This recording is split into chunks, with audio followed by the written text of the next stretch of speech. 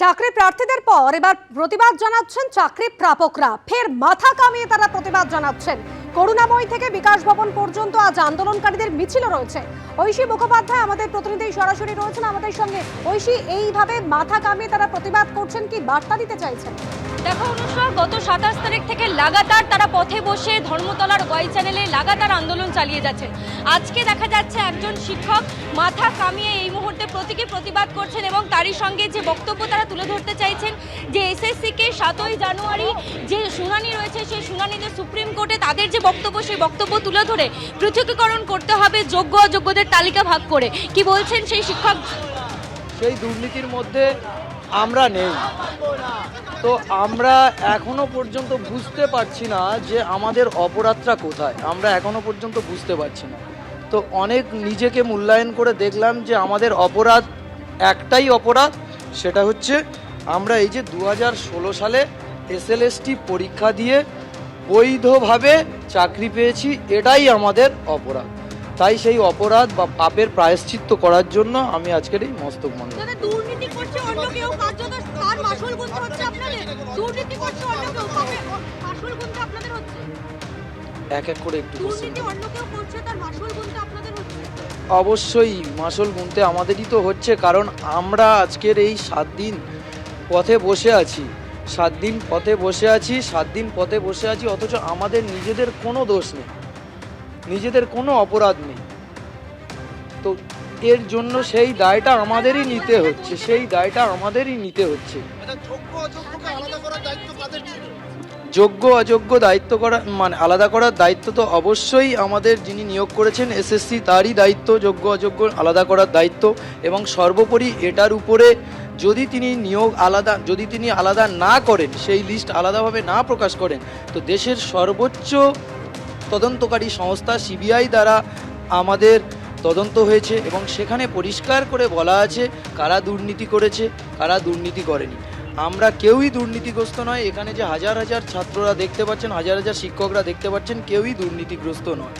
তো আমাদের কেন এই রকমভাবে আমাদেরকে 7 দিন 8 দিন পথে বসিয়ে রাখা হয়েছে এবং আমরা পথে বসে আছি আমাদের ন্যায় বিচারের জন্য, যখন আমাদের কোনো অপরাধ নেই। আমরা যখন অপরাধটাই বুঝতে পারছি না, তো অনেক নিজেকে মূল্যায়ন করে দেখলাম হ্যাঁ আমাদের অপরাধ একটাই, যে সেটা 2016 সালে এসএলএসটি পরীক্ষা দিয়ে স্বচ্ছভাবে বৈধভাবে নিয়োগ পেয়েছি, এটাই আমাদের একমাত্র অপরাধ। হ্যাঁ, সেটা সিবিআই তদন্ত করে দিয়েছে। সেই প্ল্যাকার্ড আমাদের আছে, আপনারা পেছনে দেখতে পারেন কত পার্সেন্ট। মাত্র 9 to 10-এ 8% এবং 11-12-এ 14%। এবং এটা সিবিআইয়ের ফাইনাল চার্জশিটের রিপোর্ট। এই এত ক্ষুদ্র সংখ্যক দুর্নীতির জন্য কেন পুরো প্যানেলটা হাইকোর্টে বাতিল গেল, আমরা সেটাই বুঝতে পারছি না। সুপ্রিম কোর্টে আমাদের দাবি থাকবে যে সরকার যেন উপযুক্ত মানের লয়ার দিয়ে যথোপযুক্ত সওয়াল করে যোগ্যদেরকে বৈধভাবে স্বচ্ছভাবে যারা চাকরি পেয়েছে তাদেরকে বাঁচান, সসম্মানে স্কুলে যাতে ফিরিয়ে দেয়। একেবারে ঐশী, বোঝাই যাচ্ছে যে যোগ্য এবং অযোগ্যদের মধ্যে পৃথকীকরণ করতে হবে এবং তারই প্রতিবাদ তারা জানাচ্ছেন এভাবে মাথা কামিয়ে। আসি পরে খবরে। সিউড়িতে তৃণমূল নেতার ইটভাটা থেকে উদ্ধার প্রচুর বেআইনি কয়লা। বিতর্কে তৃণমূল পরিচালিত পঞ্চায়েত সমিতির বন কর্মাধ্যক্ষ। তৃণমূল নেতা মির্জা জাকির হোসেনের ইটভাটায় তল্লাশি চালায় পুলিশ।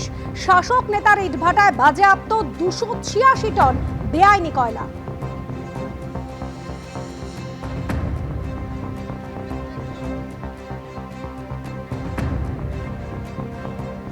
এক কিলো বেআইনি কোনো কয়লা নাই, আমার কাছে সব বৈধ পেপার আছে। পুলিশ রাত 12টার সময় আমার ভাটাতে আমার গেট ভেঙে ঢুকে গিয়ে 2খানা জেসিপি, 5খানা ডাম্পার, 3টে ট্রাক্টর, 2টো 16 চাকা গাড়ি নিয়ে চলে যাওয়ার পরে আমার যা স্টাফ থাকে তাদিকে শাটার লাগিয়ে ভরে দেওয়ার পরে মালিককে খবর দিতে দেয় না।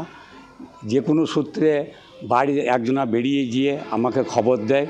আমার ভাগ্নে আসে, আমি অসুস্থ, আমার ভাইপো আসে, ভাইপো আসে এবং ভাইপো এসে বৈধ কাগজপত্র দেখায়। ভাইপোকে টর্চারিং করে, তারপরে বৈধ কাগজপত্র দেখে তখন ওরা 3 গাড়ি মাল নিয়ে ওরা বেরিয়ে চলে যায়। 4 গাড়ি, 2টো ট্রাক্টর আর 2 ডাম্পার, 4 গাড়ি মাল নিয়ে ওরা বেরিয়ে চলে যায়। সমুদ্র থেকে 1 বালতি জল তোলা হয়েছে। তো কয়লার মাফিয়ার নামে তো তৃণমূল, আর তৃণমূলের কর্মাধ্যক্ষ সে তো কয়লারই মধ্যে থাকবে।